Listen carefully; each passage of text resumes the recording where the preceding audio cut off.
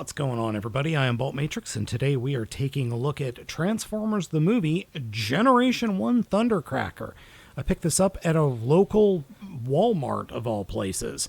I walked in and literally the shelf just was full of these things. I know this came out a long time ago, but I literally only just got a hold of it now. So let's take a look. Open it up. I just cut the plastic, opening it up, and hello, Thundercracker and all your powder blue goodness. I swear the original Thundercracker was a darker hue of blue. All right, well, let's go ahead and get him out of the packaging. Out of the box, the figure does look pretty darn good, though there is some weird paint matching going on. All the die cast and most plastic parts work well, except for the missiles are a different shade of blue, and the nose cone is a different shade of blue. I do appreciate the paint on the wings. I love that paint. That's really nice. And the paint on the overall front body is nice, and then the canopy also works.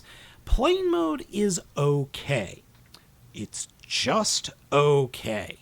Because specifically the issue what I have an issue with is the giant gap between the body and the wings, and I've pushed those wings in as far as they will go, and they're not going any deeper in there.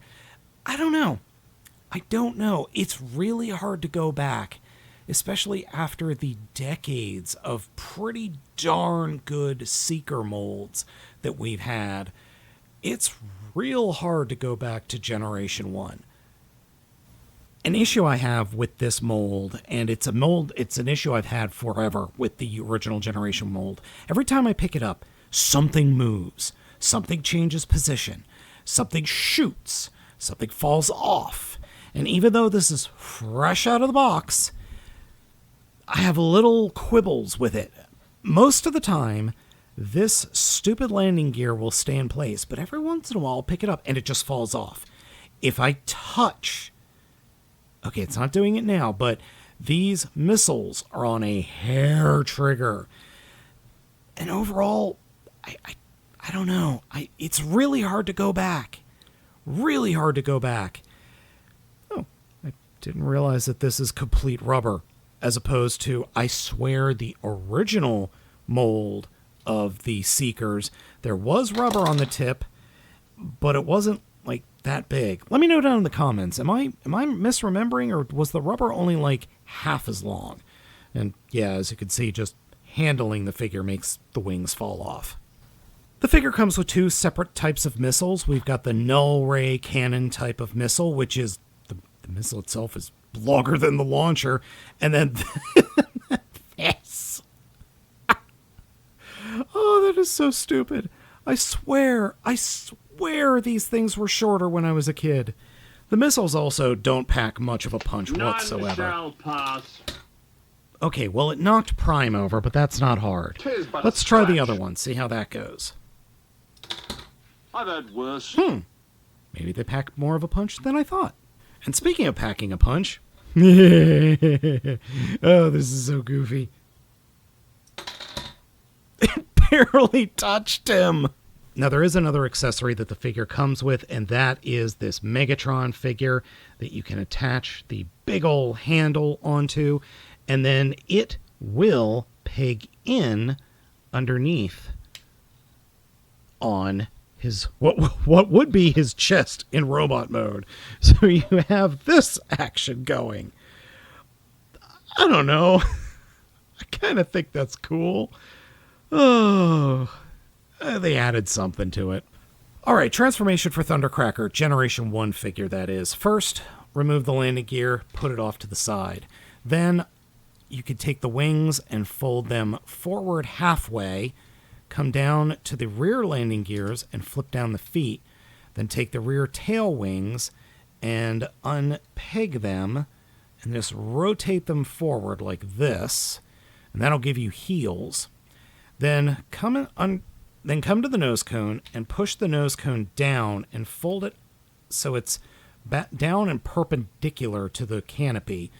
Then push that through the back, and then you'll get these back pieces that can wedge open like this.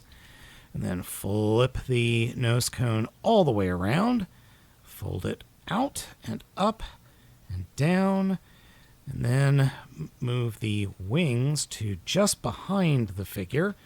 We've got these pseudo arms that then we attach the fists to. And yes, the original Seekers did not have fists built into them. In fact, the Seeker molds didn't have fists built into them until it was either Classics or I think it was like Robot Universe figures that came out in like 1996, 97 in Japan. They were these tiny little Skywarp and Thundercracker set. I swear I reviewed it.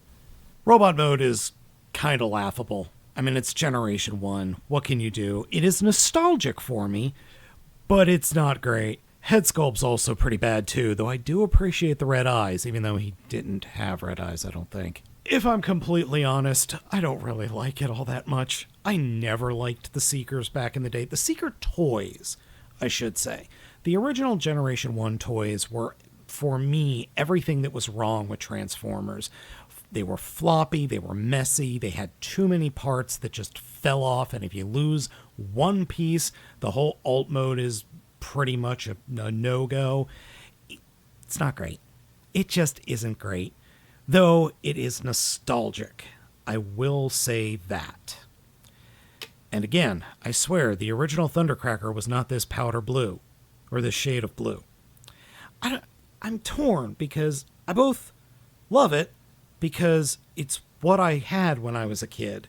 And I hate it, because as an adult who has very, very good figures that he has available to him, this just doesn't hold a candle to anything modern. Growing up, I was always a Skywarp fan. Yeah, I was always a Skywarp fan. I never really cared for Thundercracker in the show or in any other medium. But Thundercracker over the last 10 years has had one hell of a glow up. So there is that. And he's actually a really cool character in the IDW comics. Not so much yet in the Skybound series, but I think that's going to be coming. And I just realized there's no way for him to hold Megatron in this mode unless I take the stock off and... Oh, there we go. Now he can hold it. Sans the, grip. I don't know. That doesn't look too bad. I do appreciate the addition of Megatron. Okay, where was I? Yeah. Thundercracker is a cool character now, but back then he wasn't all that cool. And the Seeker toys were never that good. I'm sorry. I know I'm speaking sacrilege here, but these toys back in the 80s were not good. But it's all we had, man. So I can't be too mad at them. It's literally all we had.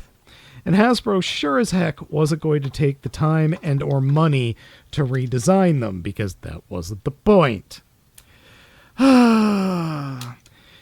The figures really deserved better back in the day. They really did. This is not a great toy. It's a great historical piece, and for someone my age, a wonderful trip down the lane of nostalgia. But as a figure on its own, just don't bother. Alright folks, that has been my look at Generation 1 Thundercracker, Walmart exclusive. Let me know what you think of the figure down in the comments. Thank you all for watching. I have been Baltmatrix, and I hope you all have a wonderful day.